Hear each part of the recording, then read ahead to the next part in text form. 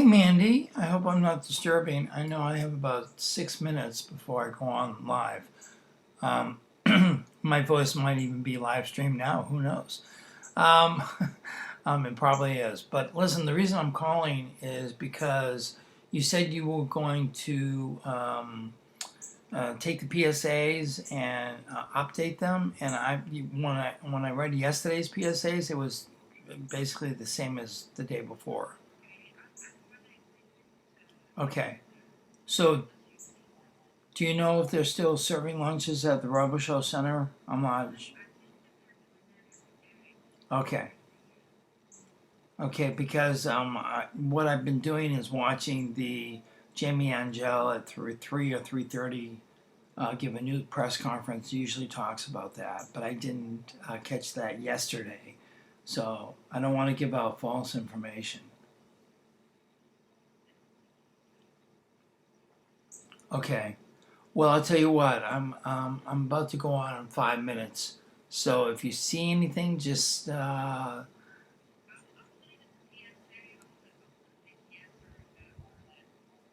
okay. Okay, because I haven't. I have the email with the PSA she sent me a couple of days ago, but I haven't brought it into on my computer site from the email, so I haven't logged into it yet. So I don't know if even if you do make changes, it's not going to show up on my end, right? Oh, okay, cool. Oh, okay, very cool. Very cool. Maybe you did make changes for yesterday and I just didn't realize it.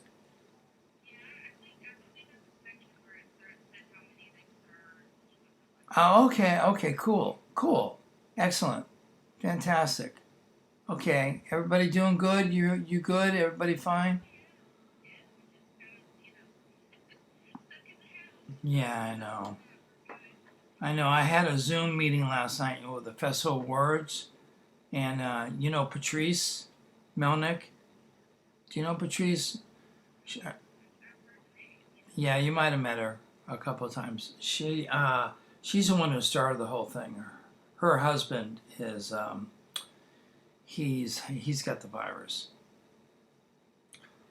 Yeah, and she's waiting for the test results to come back, but more than likely she has it as well. So we're keeping her in our prayers and thoughts.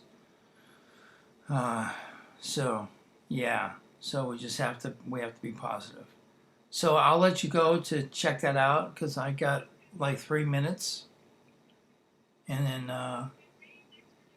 oh hey, I love it. You know I love it. So and I tried to contact Blair, but she hasn't returned my call. Yeah, I left a voicemail.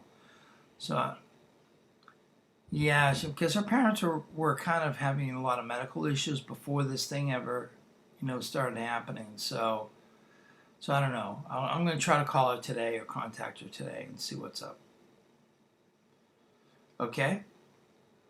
All right. Talk to you soon. Okay. Okay. Bye.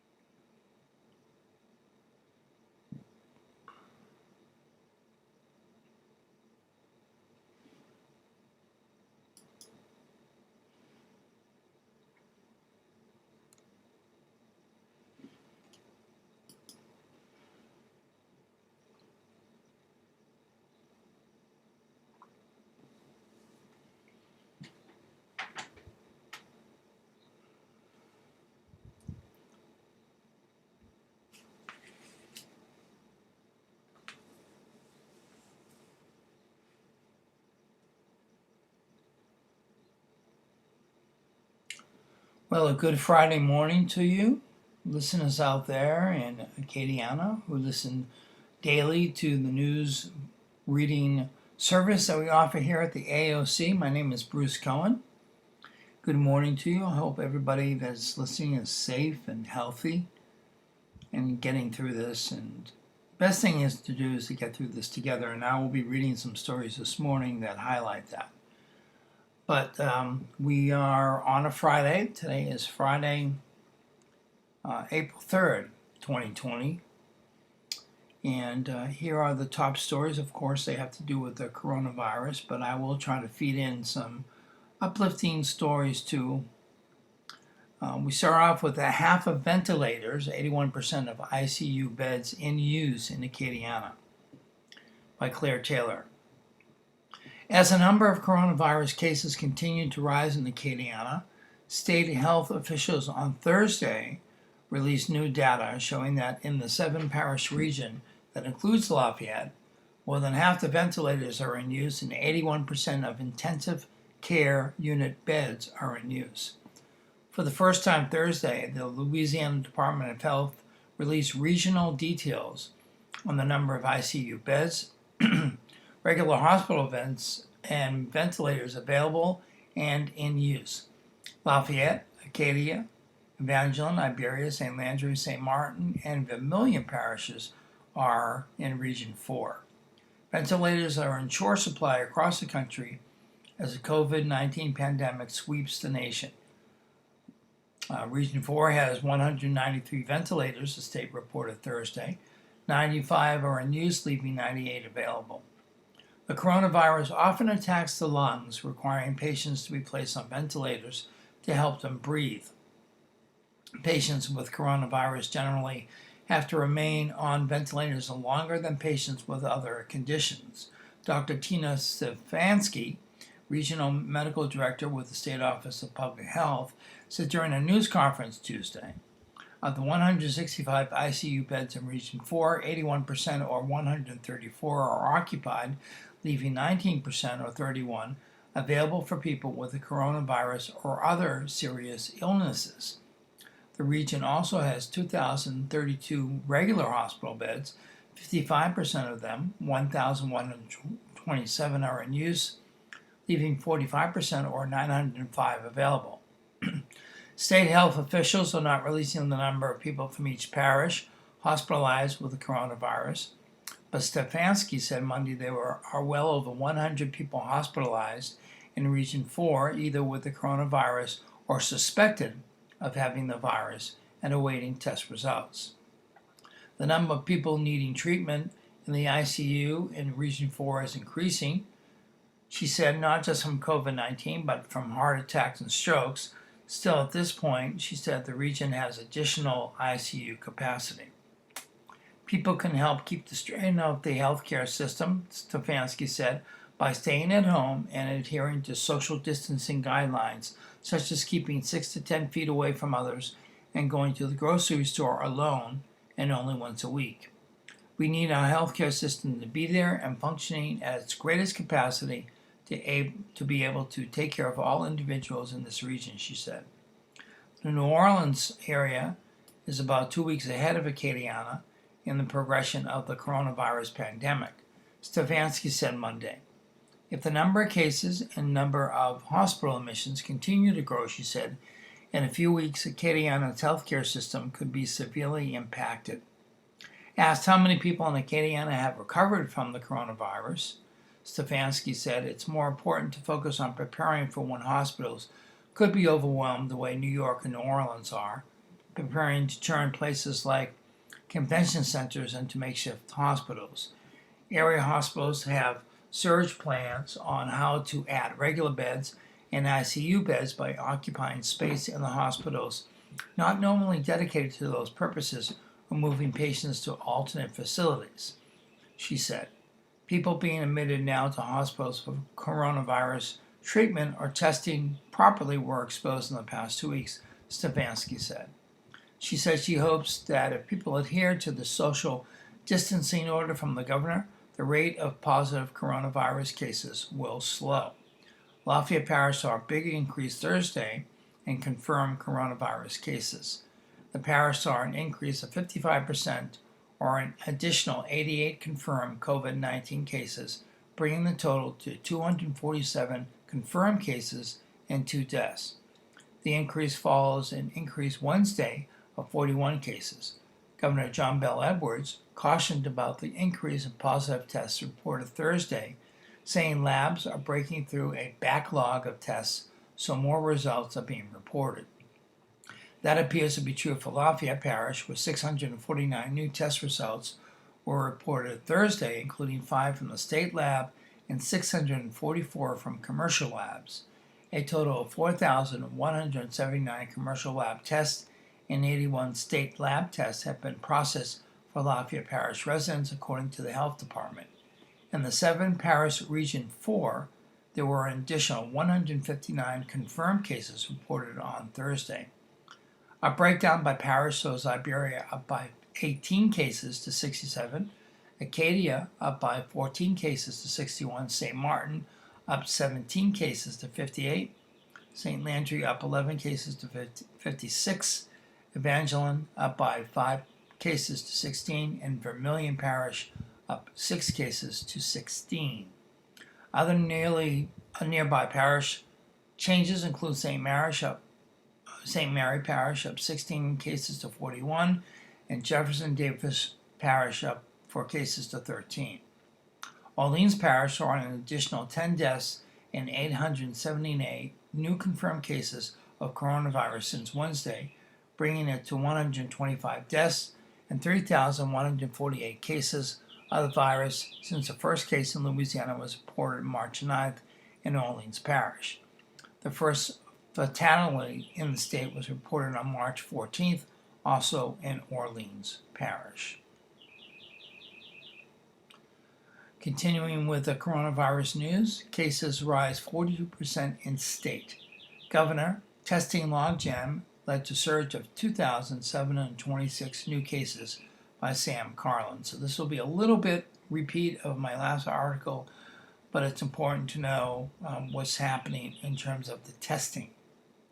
Louisiana confirmed a massive number of new coronavirus cases Thursday, 2,726, bringing the total statewide cases above 9,100, as officials discovered a surge of new cases from previous days and warned that the New Orleans region is still on track to run out of beds and ventilators in the coming days.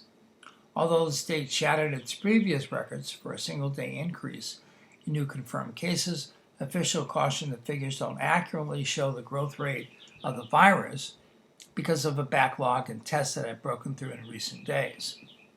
The number of new cases confirmed by the Louisiana Department of Health represents a 42% increase from Wednesday and comes after 2 days of large spikes in confirmed cases.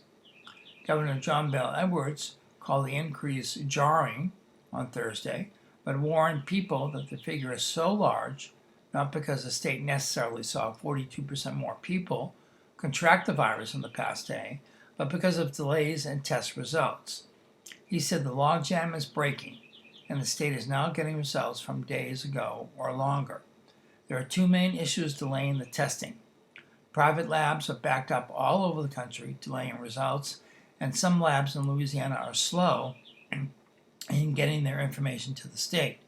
We want them to be doing the testing, said Dr. Alex Billio, Assistant Secretary for the State Office of Public Health. What we're trying to work out is how to get the results to us in a timely fashion. The vast majority, 95% of the new cases confirmed Thursday, were from those commercial labs, meaning most of the new cases were from people tested several days ago, as such labs have faced lengthy delays across the country in verifying results. We have one of the highest per capita rates of testing in the country, Edwards said on a New Orleans radio show Thursday morning. But these reports are not as smooth and as timely as we'd like them to be. The delays in test results have frustrated efforts by health officials to understand exactly how well Louisiana's social distancing efforts, including a stay-at-home order that will run at least through April 30th, are working. State and local leaders have continued to plead with residents to comply with a stay-at-home order and avoid leaving the house unless absolutely necessary. Edwards said other metrics like hospitalizations and deaths are better indicators, and officials maintain that the trajectory the state is on is still troubling. For instance, the New Orleans region is still on track to run out of ventilators by Tuesday and hospital beds April 12th. However, the growth is likely not as exponential as the 40% to 42% jump in new cases suggest, Edwards said. The death toll on Thursday rose by 37 new confirmed cases to 310. And officials have expressed growing concern that Louisiana is more at risk of an outside number of deaths than other places, both because the state has a significant amount of the virus and because its residents are less healthy than other places. If there is a place to draw hope here, it is that this new data reveal our COVID-19 related hospitalization and death rates, while still concerningly high, are trending more in line with the national average, Billy O said. The governor pointed to modeling done by the University of Washington that shows Louisiana could see 1,834 deaths related to COVID-19. And although Edwards on Thursday extended his stay-at-home order until April 30th, that model assumes mitigation measures are in place a month longer until May 30th. On Wednesday, the number of coronavirus patients hospitalized in Louisiana grew by 10% from the day before. The number of people hospitalized rose by another 10% Thursday to 1,639. The number of those patients on ventilators, like life-saving machines, short supplies across the country, rose only by 3.5% to 507 people. Still, hospitals in the New Orleans region are facing acute shortages of ventilators, staff, protective equipment, and beds, among other things.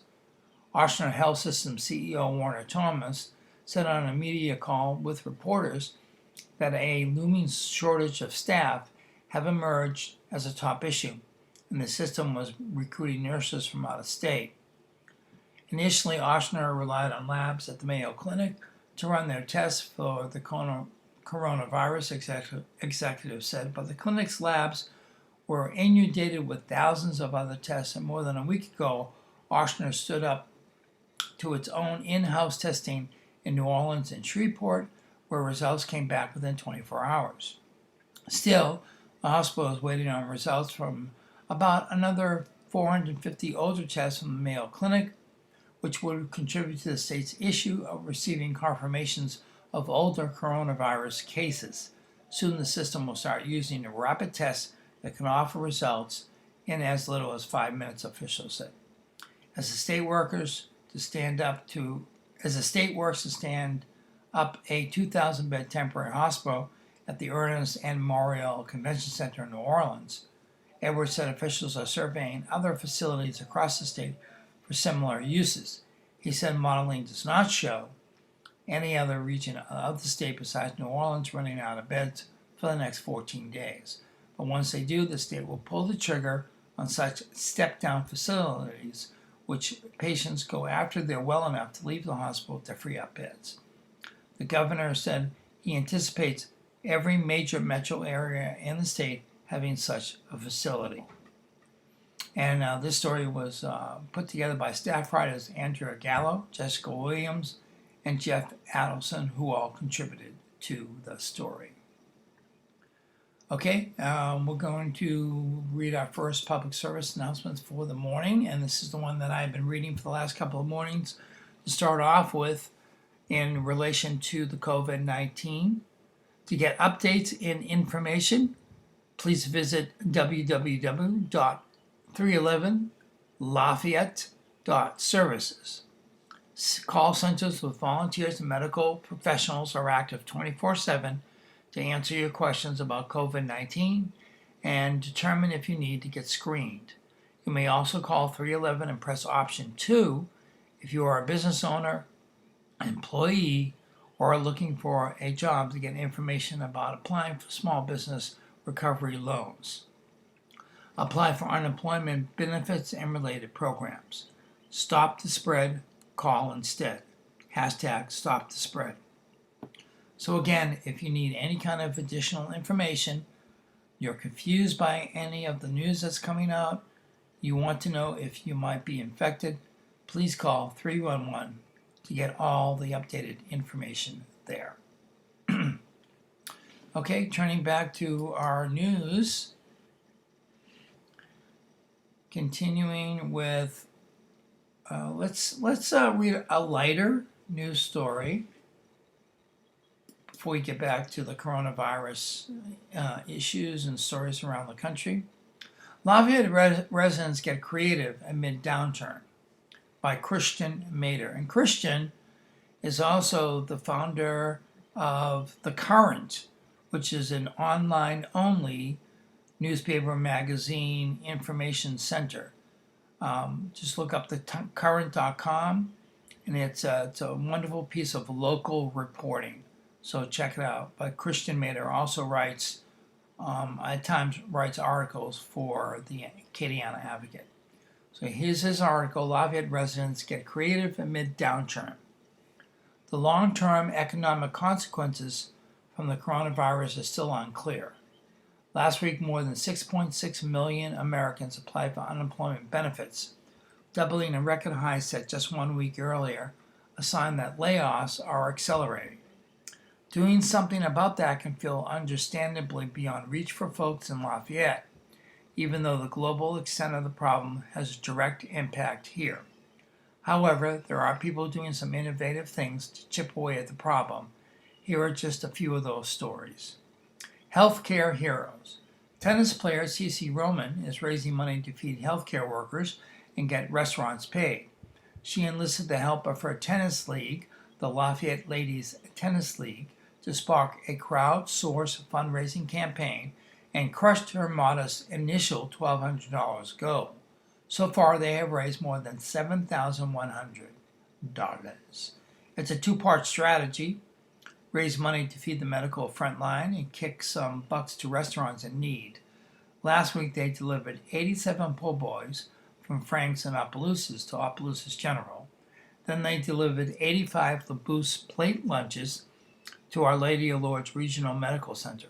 It's a win-win situation. How cool is that, Roman said. Donations can be made at GoFundMe.com, and when you get to that site, search for Health Care Heroes. Library Pen Pal. Margaret Simon is reading her poetry by the Bayou.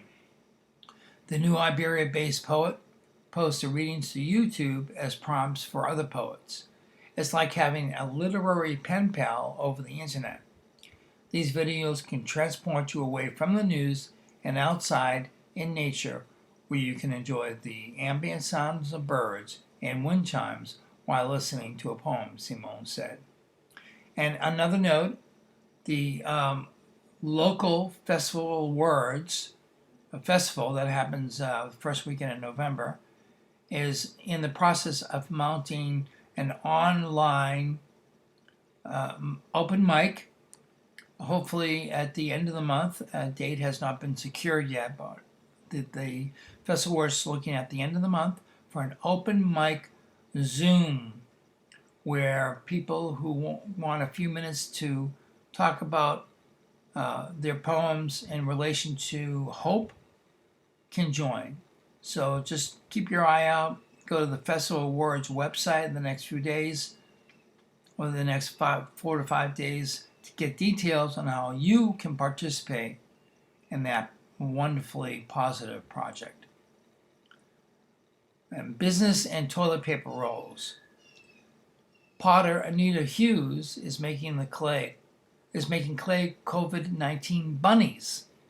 Without her students around, she spent her time pumping out commemorative clay bunnies in different shapes and sizes, a nurse, a gentleman carrying flowers, and elderly women in her fine Sunday hat. Everyone is holding a roll of what else? Toilet paper, Hughes said. She's selling the collection and 100 mugs to tide over her finances so she can reopen her studio after the pandemic. You can find her on Facebook. Again, that's last name is Hughes, first name Anita. Hughes is spelled Hughes. And like I said, you can find her on Facebook. Poet Claire Martin is teaching parents how to teach their kids, or she will tutor them herself. For a limited time, she's offering free consultation over Zoom or Duo on how to introduce a little creative learning into coronavirus captivity. I probably couldn't help with math or sciences, but I have cultivated many exercises to teach writing, and I have an arsenal of creative ideas to help children cope with the drastic changes and process them, Martin said. Learn more at clairemartin.com. You can, next story, you can frame it up. Barnell's is taking custom framing specs at a distance. Customers can pick materials by text, email, and social media. As requests come through, ideas begin, selections are determined, deposits are available via telephone, and our production list is updated, Alethea Barra said. Find information to phone in a custom order at Barnell's, that's BARNELS.com. Silverback's improv group has no theater to go to, so it's saying yes to video conferencing. Every night at 9 p.m., Silverbacks posts new scenes to its Facebook page. It's using the visibility to raise money for Cité des Arts, which is now without a much-needed revenue stream. Sure, it's niche and weird, but we like it, and we've managed to attract and train other weirdos as well, Silverback's Sarah Michaelia said. Find Silverback's Improv on Facebook. In addition to selling merchandise on Facebook, gift cards for a cause, Julie's Boutique is selling discounted gift cards to pay its employees. Owner Julia Rabelais sent out a text blast to 2,000 people, selling $20 gift cards for $15. The campaign greatly exceeded her goal. I had an outpouring of support, she said. The gift card promotion is still running on Facebook. One buck at a time. Second Line Jewels is getting by 1 buck at a time, doing $1 raffles for jewelry over Instagram. They normally sell the jewelry fashioned from recycled symbols at pop-ups and farmers markets. If it's not going to pay all the bills, but it's something coming in. Chances are $1, so it's not a huge risk, and if you lose, you still feel good about contributing a little something to a local small business, Rosalind and Galen said. You can find them on Instagram. And finally, the Cajun Acres greenhouse owner has set up a tent to sell his hydroponic organic lettuce outside of his house in Arnoldville on Wednesdays and Saturdays. The company's sales to restaurants have dropped 50% to 80%, but Larry Lemire is making do with roadside retail. He's got an abundance of romaine, butter lettuce, oak leaf lettuce, and fresh basil. Sales are decent, but haven't replaced the losses from restaurant sales, he said. But we eat really well at my house. You can find them on Facebook. Oh, those are nice stories. Okay, so getting back to more coronavirus stories. Slow results complicate tracking of virus by Brian Stoll. Known coronavirus cases in Louisiana continue to spike, but uneven and unpredictable delays in reporting test results and a lack of granular data on when Louisianians are first coming down with symptoms are clouding the state's view of just how widespread the pandemic truly is and how quickly it's growing. Exhibit A was the giant tranche of new test results from commercial labs that landed Thursday. The results were alarming on the one hand, showing a 42% increase in known cases, an apparent sign that the coronavirus spread is accelerating.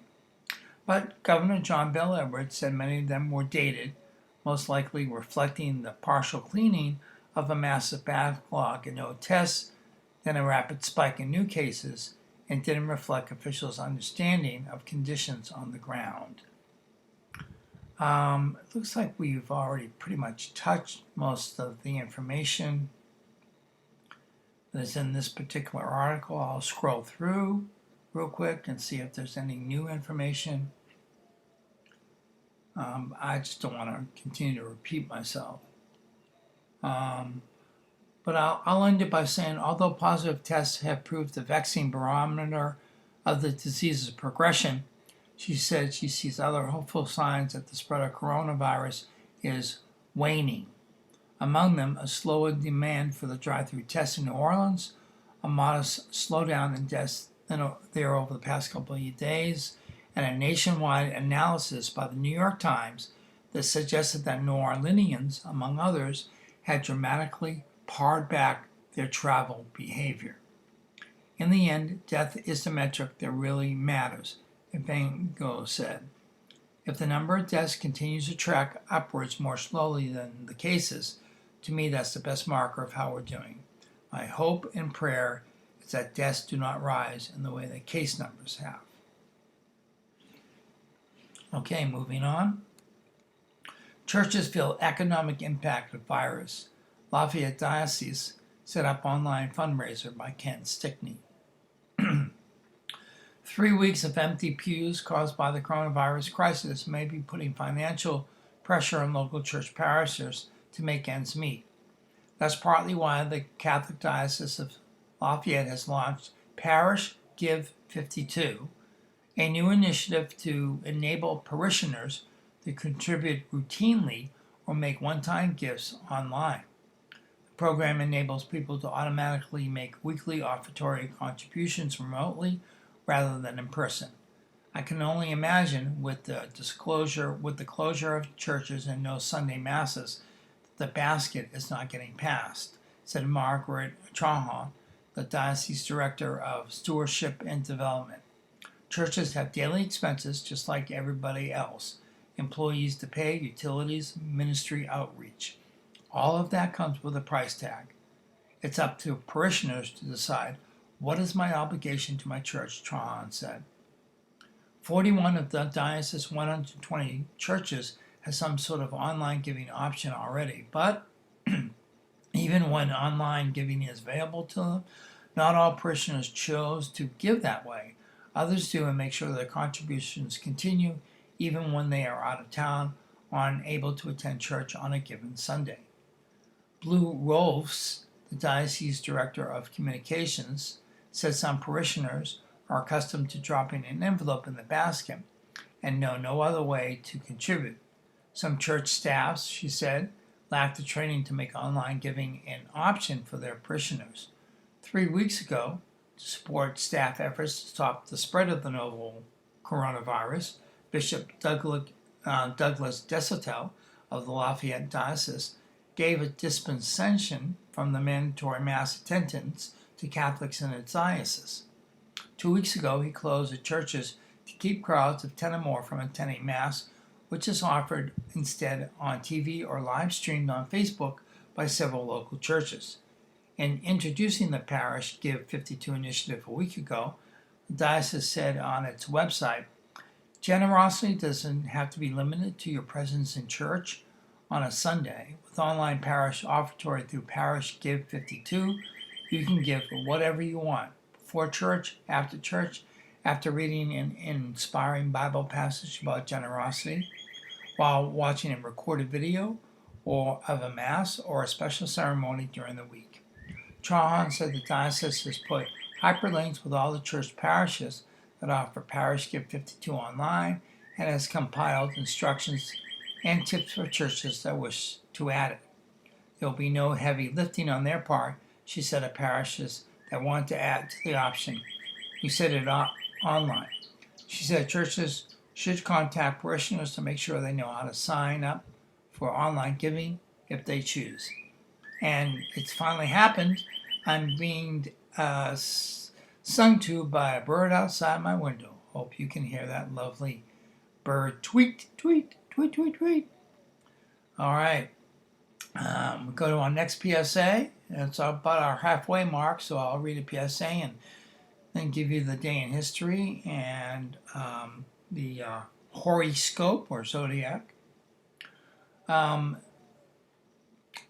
believe this is still going on, so if it's not, you can try to call the Lafayette Police Department or Lafayette Fire Department, or try to contact local government to find out if this is happening. But in the last couple of days, free lunches will be served daily starting at 11 a.m. at the RoboShow Center located at 1919 E-Rats Landry Road. In fact, you could probably call the RoboShow Center to find out for sure if it's happening today. But the RoboShow Recreation Center has been open for go-to lunches. Only a limited number of lunches will be available to pick up for individuals who find themselves suddenly and at no fault of their own, unemployed or underemployed due to the COVID crisis. And let me check on the story for sure. Let's see.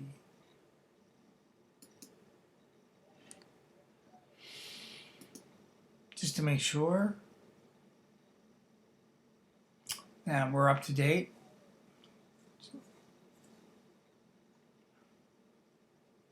Just give me a second, folks. Thank you for your patience. I hope you listeners are still enjoying the fact that we're able to give you the news update from our home. Yeah, it looks like it's still happening. So the RoboShow Recreation Center is open for go-to lunches. Only a limited number of lunches will be available. Be available for individuals who finally find themselves suddenly and at no fault of their own, unemployed or underemployed due to the COVID crisis.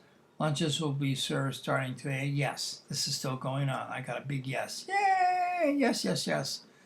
Thank you, my Mandy. Lunches will be served again today starting at 11 a.m. Lunches will be served from Walk-On's Sports Bistro, compliments of Drew Breeze and the Breeze Dream Foundation. These lunches are on a first-come, first-served basis. So thank you to the Lafayette Fire Department for helping to distribute meals and Lafayette Police Department for helping with traffic and security. The RoboShow Recreation Center is located at 1919 E-Rats Landry Road. Okay, so please take advantage of that. People have been showing up very, very early to get in line. They have Lafayette police are out there directing traffic. There are volunteers giving out the lunches. So especially if you are in need, if you definitely are in need, please take advantage of this opportunity. Okay, getting back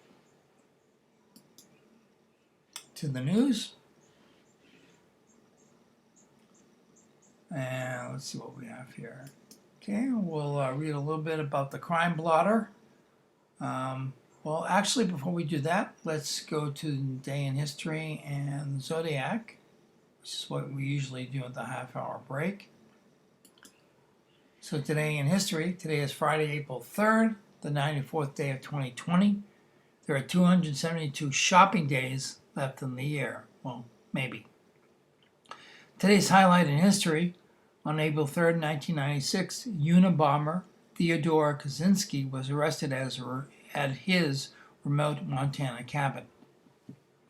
On this date in 1860, the legendary Pony Express began carrying mail between St. Joseph, Missouri and Sacramento, California. The delivery system lasted only 18 months before giving way to the Transcontinental Telegraph. In 1882, outlaw Jesse James was shot to death at St. Joseph, Missouri by Robert Ford, a member of James' gang. In 1942, during World War II, Japanese forces began their final assault on Bataan against American and Filipino troops who surrendered 6 days later. The capitulation was followed by the notorious Bataan Death March. In 1944, the U.S. Supreme Court in Smith versus Allwright struck down the Democratic Party of Texas rule that allowed only white voters to participate in Democratic primaries. In 1968, civil rights leader Martin Luther King delivered what turned out to be his final speech, telling a rally of striking sanitation workers in Memphis, Tennessee, that I've been to the mountaintop and seen the promised land. I may not get there with you, but I want you to know that tonight, we as a people will get to the promised land. Well, that's not exactly King, but it's my version. About 20 hours later, King was felled by an assassin's bullet at the Lorraine Motel. In 1973, the first handheld portable telephone was demonstrated for reporters on a New York City street corner as Motorola executive Martin Cooper called Joel S. Engel of Bell Labs. In 1990, jazz singer Sarah Vaughan died in suburban Los Angeles at age 66. In 2003, moving with a sense of wartime urgency, the House and Senate separately agreed to give President George W. Bush nearly $80 billion to carry out the battle against Iraq and meet the threat of terrorism. 10 years ago, the leader of the Anglican Church, Archbishop of Canterbury, Rowan Williams, said in remarks released by the BBC that the Roman Catholic Church in Ireland had lost all credibility because of its mishandling of abuse by priests. 5 years ago, information retrieved from the black box data recorder of a doomed German airliner showed its co-pilot repeatedly accelerated the plane before it slammed into a French mountainside, killing all 150 people on board. 1 year ago, former Vice President Joe Biden acknowledged that his tendency towards physical displays of affection and encouragement had made some women uncomfortable. He promised to be more mindful of respecting personal space. Today's birthdays: conservationist Dame Jane Goodall is 86, and she's done a lot of work with gorillas in Africa. Actor William Gaunt is 83. Songwriter Jeff Barry is 82. Actress Marsha Mason is 78. Singer Wayne Newton is 78. Singer Tony Orlando is 76. Folk singer Richard Thompson, one of my favorites, 71. Blues singer and guitarist John Mooney out of New Orleans, or had spent time living in New Orleans, 65. Rock musician Mick Mars of Motley Crue is 64. Actor Alec Baldwin, who portrays Donald Trump on SNL very well, is 62. Actor David Hyde Pierce is 61. Rock singer John Thomas Griffin from Cowboy Mouth out of New Orleans is 60. Comedian actor Eddie Murphy is 59. Rock singer Sebastian Bach is 52. And Christian rock musician Drew Shirley from Switchfoot is 46. The thought for today: I didn't invent the world I write about. It's all true. Graham Greene, British author, from 1904 to 1991. And let's look at the zodiac for today, folks, or the horoscope, as I like to refer to it as. Start off with Aries.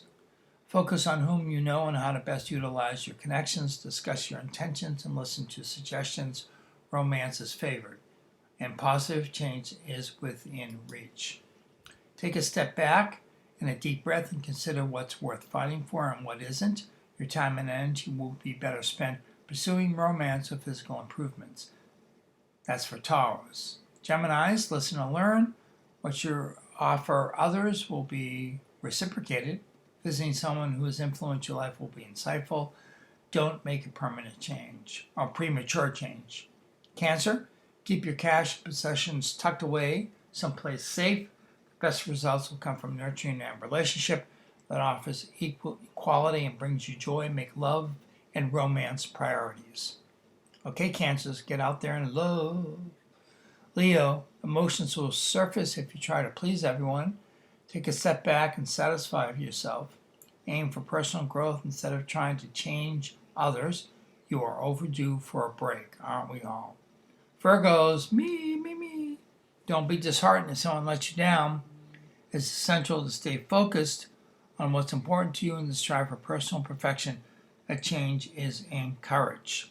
Libras, personal adjustment will help you recognize your talents and values. Distance yourself from people who don't appreciate you or take advantage of you. Put yourself first. Scorpios, don't let uncertainty set in because someone gives you a hard time. Follow your heart and make smart choices that will bring you the results you are striving for. Sagittarius, plan your schedule carefully and your actions wisely. Refrain from making comments or sharing opinions that may not be favored by others. Protect your reputation, personal information, and possessions. Capricorns, a change will fit your spirits. Plan to do something special with a loved one. Make a promise that will have a positive influence on your life. Aquarius, get back to basics. You've been running yourself ragged, trying to do too much for too many. Don't get into an emotional or financial bind by taking on or spending too much. And finally, Pisces, traveling, spending time with people who bring out the best in you or helping a cause you believe in will be enlightening. A romantic gesture will lift your spirits. And as always, the horoscope, an entertainment feature, is not based on scientific fact. Okay, folks. Back to the news. Opelousas man accused of shooting gas station clerk. This is from the crime blotter put together by the Advocate staff reporters. A 28-year-old Opelousas man was arrested Wednesday and accused of shooting a gas station clerk when the worker refused to allow the man into the locked store, Opelousas police said. DeMarcus Jones was booked into St. Landry Parish Jail on counts of including attempted second-degree murder, possession of a firearm by a convicted felon, and criminal damage to property. Excuse me. Opelousas police spokesman, Major Mark Guidry, said in a statement the shooting happened about 9 p.m. Wednesday at the Valero station in the 500 block of East Landry Street. Jones pleaded with the gas station worker to let him into the store. They used the phone, but the worker repeatedly refused and stated the store was closed. The worker opened the store's doors to ask Jones to leave the property, and Jones attacked the worker, police said. Jones is accused of shooting the clerk once in the arm with a handgun, Guidry said.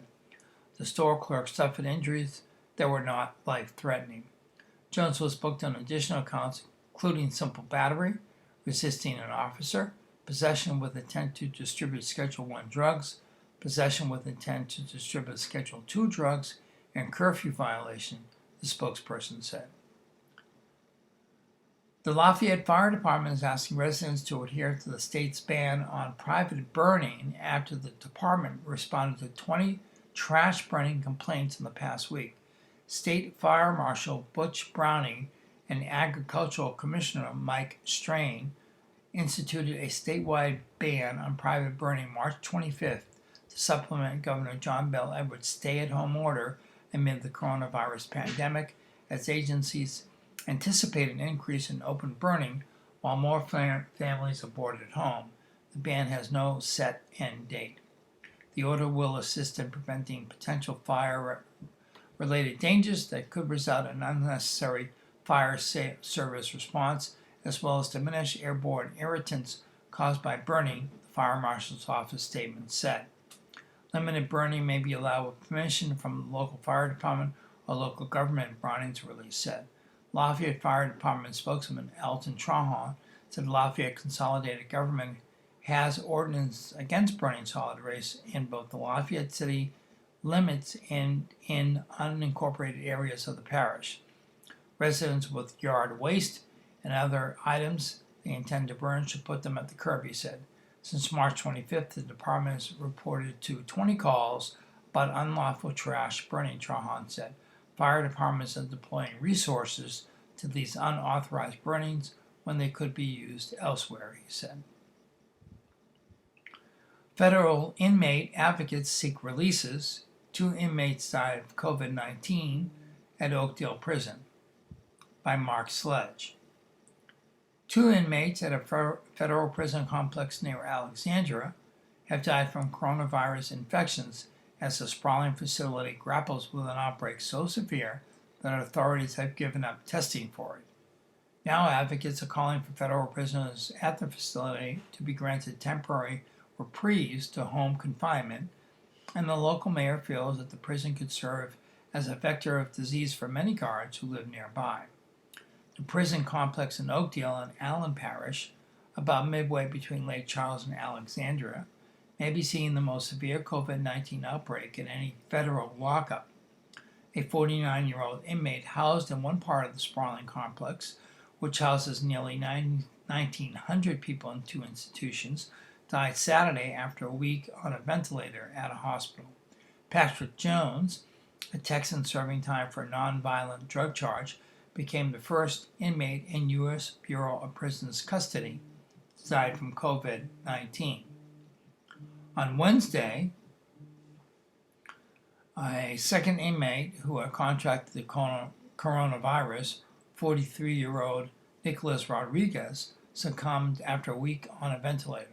Officials say Rodriguez, who was also serving time for nonviolent drug charges, had long-term pre-existing medical conditions.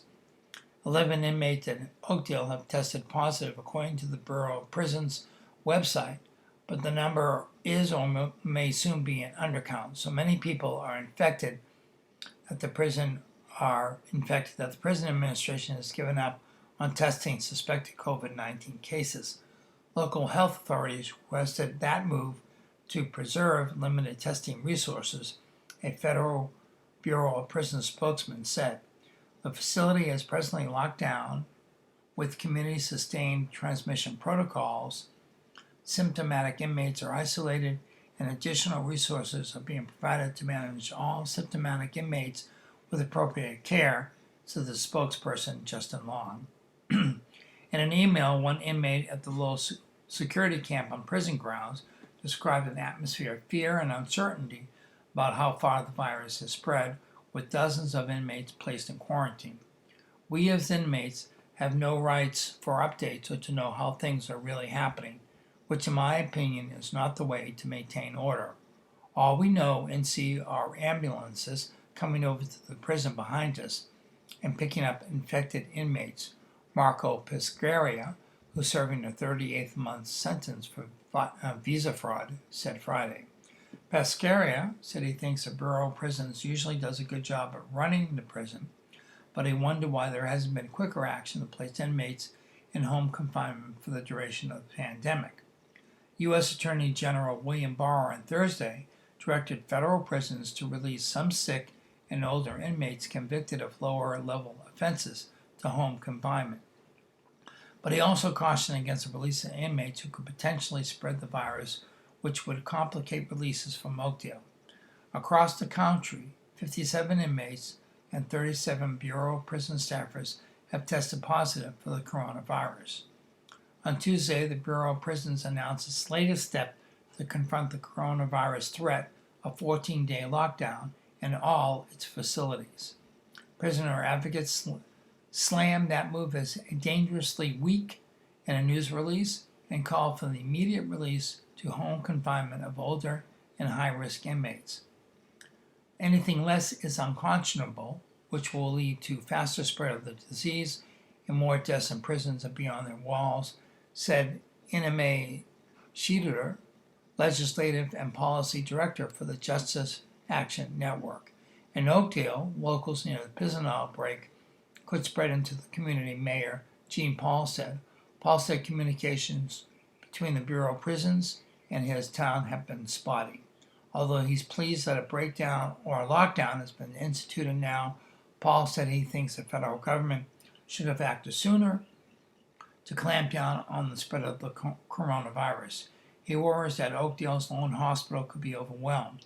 This is a small community, Paul said. Everyone has a relative or loved one that works there, and for 10 days a week they are working around this environment and coming home to their families and loved ones. Naturally, everyone's worried and concerned. Do I have this? And that was staff writer John Zimmerman contributed to this report. Okay, moving on. Let's see.